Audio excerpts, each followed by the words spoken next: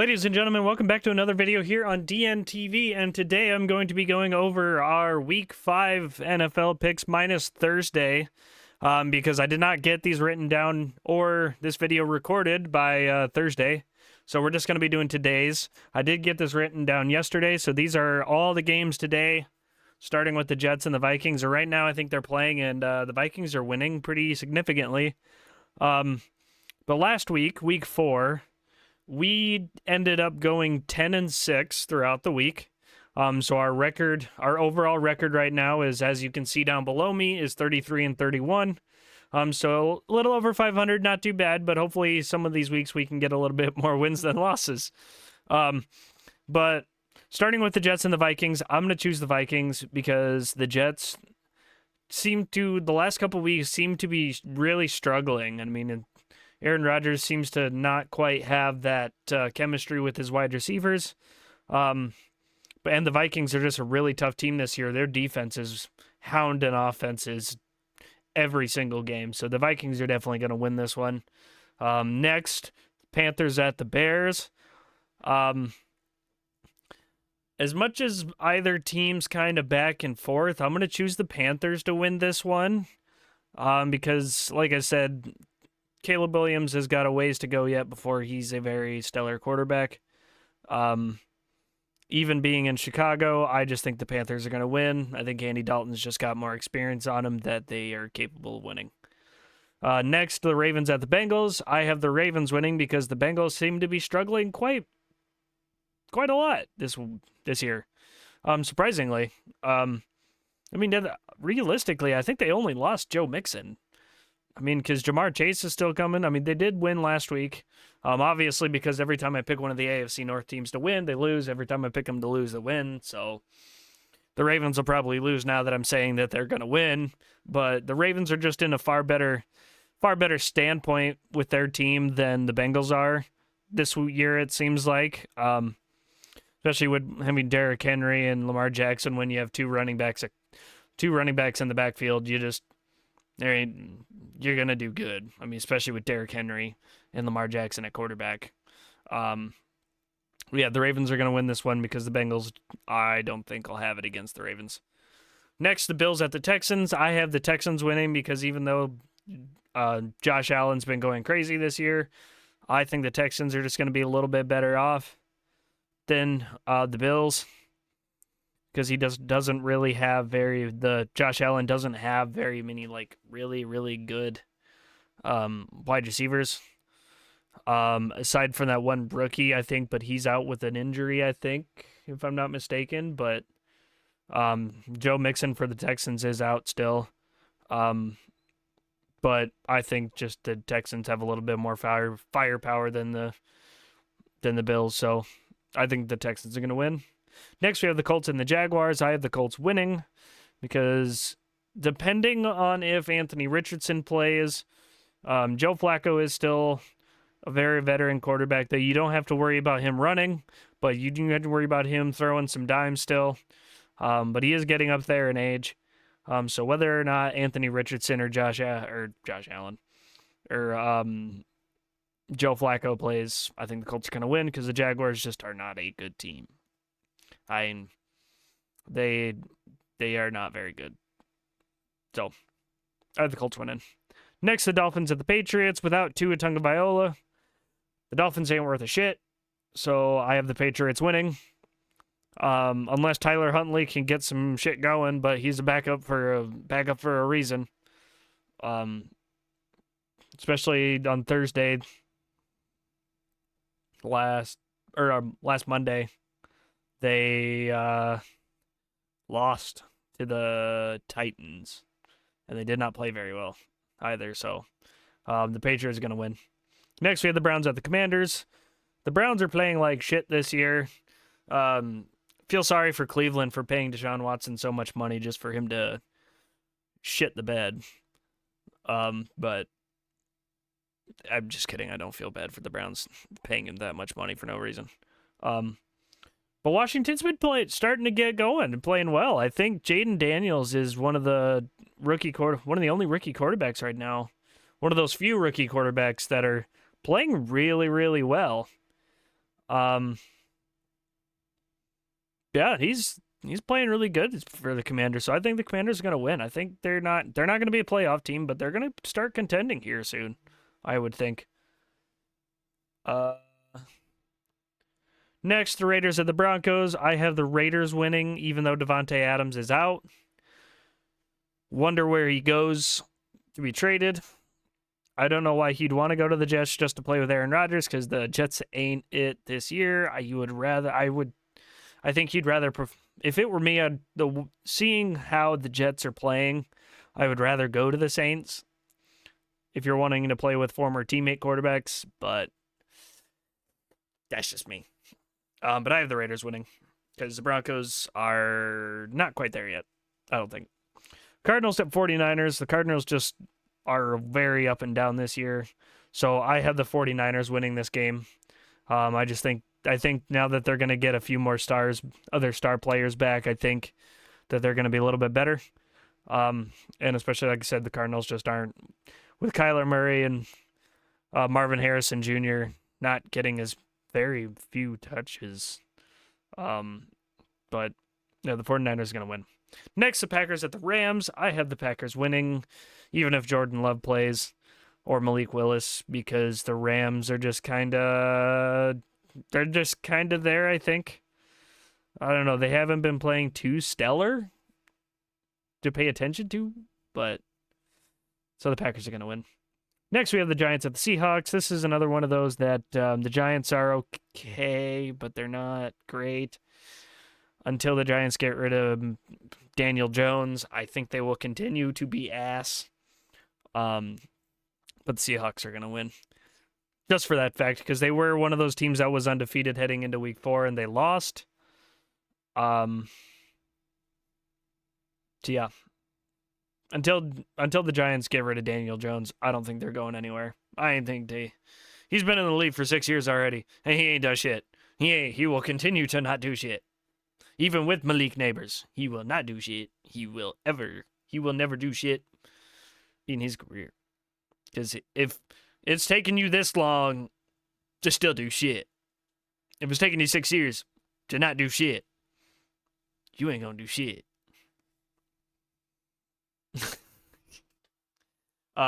Anyway, Sunday Night Football, Cowboys at the Steelers. I'm going to trust my gut, trust my long-tenured, being a long-tenured Steelers fan, I'm going to trust the Steelers this week because we got the trap game out of the way. Let's say that. Last week, we got the trap game out of the way. We lost to the Colts. Steelers came out looking like shit. Then in the second half, they tried to make a comeback, and they ended up making it within 3. Now, normally, last year, if you'd have seen that game, they'd never have been close in that game. Ever. They'd have started getting a few touchdowns here and there, but maybe 1 or 2 touchdowns. Probably even just 1. But they would have had no chance in that game. I mean, to go in to end the game being basically a bad snap away from possibly tying the game was pretty good. But regardless, we got the loss out of the way. We got the trap game out of the way. So the Steelers are going to win on Sunday Night Football against the Cowboys. I did say, and some of you who have heard me say this, I had a feeling that in the next 3 weeks, I said it in week 3. I said it to some of the guys at work. I said, the Steelers are going to lose in the next 3 weeks when they face the Colts, Cowboys, and Raiders. But they ain't losing to the Cowboys. It's going to be one of those other 2 on the other sides where if you are a Steelers fan, you know what I'm talking about is the Mike Tomlin trap games. It happens every year. It's not a Mike Tomlin season until they lose to a fucking team that they have no business losing to. It's every year. Every year it happens. You get those 1 or 2 games. Last year it was with the Cardinals and the Patriots. They had no reason to lose to those teams, and they fucking lost. It happens every year. And as soon as I heard that when the game started, I was listening to it on my phone. As soon as I heard that the first fucking play was a 30, 40-yard bomb. I was like, oh, shit. Here's a trap game. That's how this is going to go. Fuck. You know, so it's out of the way. So the Cowboys ain't winning this game, especially in Pittsburgh on Sunday Night Football. Those Steelers fans are going to go crazy. Steelers fans, let's hope for a win. So the Steelers are going to win. Next, on Monday Night Football, we have the Saints and the Chiefs. I think this game will be a pretty good game. I think it's going to be really close because the Chiefs just for some reason can't just thoroughly beat an opponent this year, which I think is going to end up kicking themselves and shooting themselves in the foot come playoff time if they can't just thoroughly beat down an opponent by a good lead. They seem to be winning these games really, really close, but now that Rashee Rice is gone, Hollywood Brown still isn't playing. You got Xavier Worthy and you got Travis Kelce. So hopefully now Travis Kelce will start getting more touches like he did last week, and hopefully get some people some better fantasy points, because RIP to the people who drafted Travis Kelce into fantasy this year, only for him to suck for the first 3 weeks. I think the first week he went 1 point, 7 points. 7 points. A lot of the tight ends have been doing that this year too. A lot of the tight ends just really haven't been scoring very much. But yeah, so I have the Chiefs winning this game still. I think both the Vikings and the Chiefs will go undefeated for 1, maybe 2 weeks. And then there'll be no undefeated teams. But I think, like I said, I think this Saints and Chiefs game, it's going to be a close game, but I think the Chiefs are going to end up winning it again. So those are my records. I wanted to take a second, or those are my picks for this week, and let's see if we can get some wins. I did want to take a second to talk about WWE Bad Blood that happened last night and my review over it. First match was, in fact, the Hell in a Cell match with CM Punk and Drew McIntyre. I thought that match was really well done. Great opening match worthy. It could have even been a main event worthy, and I wouldn't have cared. But CM Punk did end up taking the win. He did get his retribution, and hopefully that rivalry is put to rest, because those two have been beating the hell out of each other. And that match was an all-out war. I mean, they just went back and forth, just throwing everything, including the kitchen sink at him. Like, really well done. And RIP to Drew McIntyre's back, because I think if you watched it, you did see at the very end of that match when Drew McIntyre went for the Claymore, CM Punk dodged out of the way, and he landed as he was jumped midair, and he missed Punk, slammed right down onto the steps that were in the ring, just smoked his lower back on the corner of them steps. Like, I'm sorry, but that had to have fucking hurt. So, RIP to Drew McIntyre's back, but a really well done, nice GTS to McIntyre with the chain wrapped around his knee. Very well done. Next was the WWE Women's Championship, Nia Jax versus Bayley. Nia Jax taking the win. I don't think the match was bad. I would have liked to see Tiffany Stratton actually cash in, but obviously that wasn't going to happen quite yet, and want to prolong that kind of dynamic of are Nia Jax and Tiffany Stratton friends, but I don't think they will be after that happened because of the ref grabbing the briefcase and Nia Jax obviously just Undertakering it and just and catching her like that.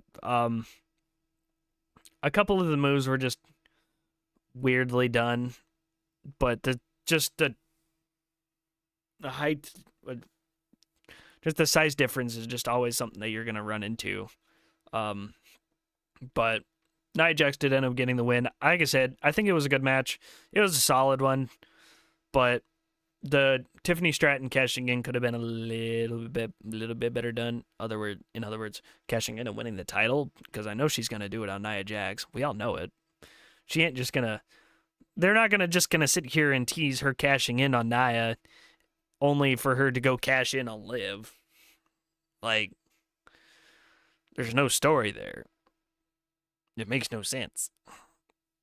But then again, they've done it before and had Theory try to cash in on the United States Championship and only to lose. But I trust Triple H's judgment, to be totally fair, because he has cooked so far. Yeah. Next was the Damian Priest versus Finn Balor match, if I remember right, in order. Yeah. Unfortunately, I think that match was the one that got cut early. Not like cut altogether, but like cut early because of time constraints, because of how long and stretched out the main event was. But it was a good match for how short it was, but I really thought it would have been a lot better being a lot longer, especially because it was just a basic Judgment Day match that they've been doing lately, where the rest of the Judgment Day will come in and try to stop him. Damian Priest defeats them all and pins Finn and blah, blah, blah. But so Damian finally got his retribution on Finn. I would have liked to see it a little bit better done, but unfortunately, like I said, I believe that match got shortened because of time constraints. Kind of like at WrestleMania when Jimmy and Jay was shortened to time constraints. It happens. Shit happens. But otherwise, it was okay for what it was. Next was the Women's World Championship, Liv Morgan versus Rhea, with the Dominic Mysterio in a shark cage.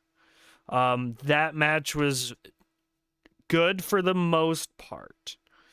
It was a solid match for the most part, especially when Dom slipped out of the cage and like fell there hanging, and Rhea took out the kendo stick and just started beating the piss out of him. However, the match ending was botched, I think. Pretty bad, because I don't think the ref was supposed to see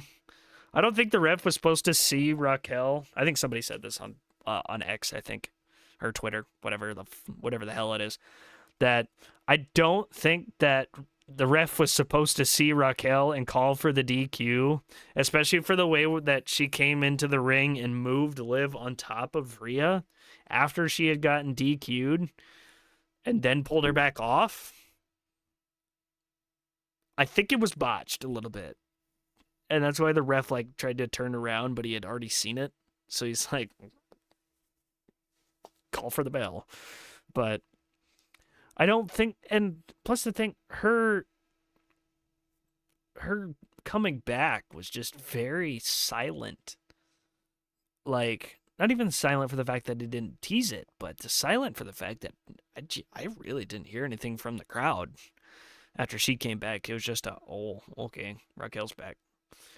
Unfortunately for her, but I think it was because of the fact that it was botched so bad that it wasn't as loud as it could have been. But Liv Morgan ended up retaining by DQ. Yeah, it was an okay match for what it was. I mean, it was an okay match for the most part. It was just the ending was just really strange. I didn't like the ending. Could have been a little bit better done. And I think accidents happen, but I think the ending could have been better. Next, the main event, Roman and Cody versus Solo and Jacob Fatu. Very well masterpiece. Very, very well done. This ain't no well done steak. This is a medium steak. Very juicy. Very nice. I don't know why I went Italian there, but this match was excellent. The ending was Triple H just every time just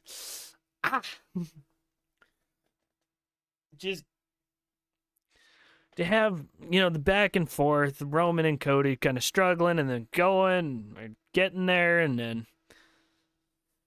Roman almost losing at the end, and Cody comes in and breaks up the pin, takes out Jacob. Then the rest of the bloodline come out. And then you have, and as the rest of the bloodline come out, and I thought just for a second when you thought that the bloodline was going to win, and you had the other two, the Tonga brothers standing on the side, and then you see somebody standing behind them and just starts super kicking everybody, and it turns out it's Jimmy Uso. Oh my God, I went nuts. And to see, and then when he pulled down the hood and the handkerchief, he was just perfect. Well done. Like, round of applause for that one. I mean, and then to do that, and then Roman ended up winning the match after that, after the distraction by Jimmy. I keep saying the wrong names. And then Roman winning after Jimmy did that, and then coming into the ring, doing that whole number, and then they hung it out. When Roman thought he was all alone for everything he had done, and Jimmy stayed loyal, was just perfect storytelling. Wow. And then they hugged it out. They had, hugged, and then they did it again. And then Cody came into the ring, and they looked at each other. Very hard stare downs. Like, I'm coming back for that title, boy. And then just like nodding and like, let's go. Let's go. I said the one time. Then coming out of the ring, walking out of the ring, and then the bloodline come back in. The new bloodline comes back in and starts beating up Cody. And then the storytelling again, Jimmy's like, let's go help him, dog. Let's go help him. Roman's like, no, the one time, I promise the one time. And Jimmy is like, whatever you say, I'm with you. And then basically makes him go out, help him again, comes out. Oh my God. Makes him do the right thing and takes out the bloodline to help Cody. Then handing Cody the title. And as Cody raises it up, then the Rock's music hits. Oh, that crowd went fucking bonkers as soon as the Rock's music hit. And then he comes out, and to be able to come out, like Triple H said in the press conference, to come out of your busy schedule for 30 seconds, come out, just, and then cue his music, and then leave. And then just, like, to be able to walk out, to just,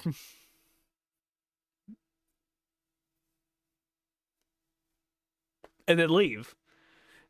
And to get the pop like that? He wow. It is crazy.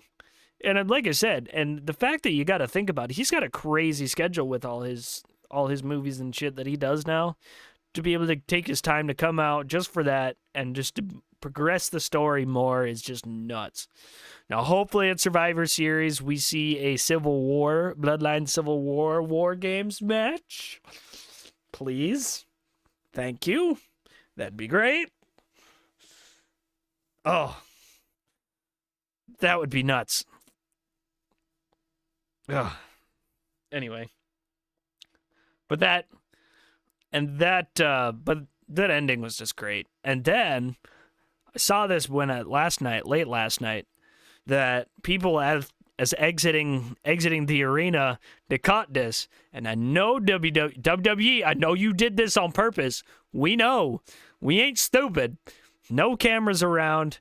People walking out of the ring caught the fact that Kevin Owens turned heel and started beating the hell out of Cody Rhodes outside around by his tour bus. A lot of fans caught it. A lot of fans recorded it because they meant that way. They meant it that way. So Kevin Owens turning heel. So it just looks like they had an argument, and then Kevin Owens just went right after him after he tried to pick up the title. Well done. So, overall, WWE Bad Blood, I think I'd give it, for the sake of the Finn Balor and Damian Priest match, I'm gonna give it an 8 out of 10. I think, because it was a very well done match. Don't get me wrong, it was a very well done pay-per-view, but it was the fact that the Liv Morgan and Rhea match ending got botched, and then the Damian Priest and Finn Balor match was so short. That's why I'm going to give it an 8 out of 10, because otherwise the rest of the matches were pretty good. The opening was very well done match, very hard fought win. The main event was fucking perfect. Just for the sake of those two matches, I think, and then that's why which is why it's an 8 out of 10. Just the shortness of the Damian Priest and Finn Balor match, and just the anticlimactic ending of it, and the anticlimactic ending of Liv and Rhea, and hopefully they move on to not Liv versus Raquel, but Rhea versus Raquel, and kind of go away from Liv versus Rhea, because they're kind of stretching it out a little way too far. I mean, you've lost 3 times now to Liv. No, twice, I think. Is it twice? I think it's twice. To Liv at SummerSlam, to retain, and then now Bad Blood. Just move on with it. It's done. You can't stretch it out like you can Cody versus Roman, because that was just very long stretched out and done. Pretty good. Very nice ending to that rivalry at that time. But you just get away with it. Get on with it. Let Liv do a different rivalry with somebody else and just move on from it. Let Rhea go battle it out with Raquel Rodriguez for a while, I guess. Yeah. So that's what I thought. So overall, like I said, 8 out of 10 pay-per-view. I can't wait for... That's the other thing, too, is that I really wasn't a fan of, is that Triple H coming out and unveiling a Crown Jewel Championship for both the men's and the women's, where both title holders are going to battle it out for the Crown Jewel Championship on men's and women's division. So right now it'd be Gunther and Cody Rhodes for the men's Crown Jewel Championship, and then right now it'd be Nia versus Liv for the women's Crown Jewel Championship. What in the fuck is that? Come on. And I get it, they have a long contract with Saudi Arabia, but God, what the fuck, man? I know they do, and I know they kind of have, it seems like they kind of have to do it for the sake of appeasing Saudi, but, like, that's stupid. Because Gunther versus Cody Rhodes and neither title's on the line either. All 4 titles aren't on the line. Like the World Heavyweight Championship and the Universal in the Undisputed Championship, not on the line. So it's just Gunther versus Cody Rhodes. A future possible could be WrestleMania main event type of a match.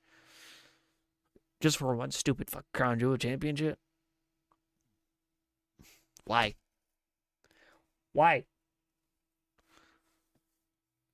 Stupid. That part really pissed me off. That is also another thing why it's just an 8 out of 10. That was not necessary.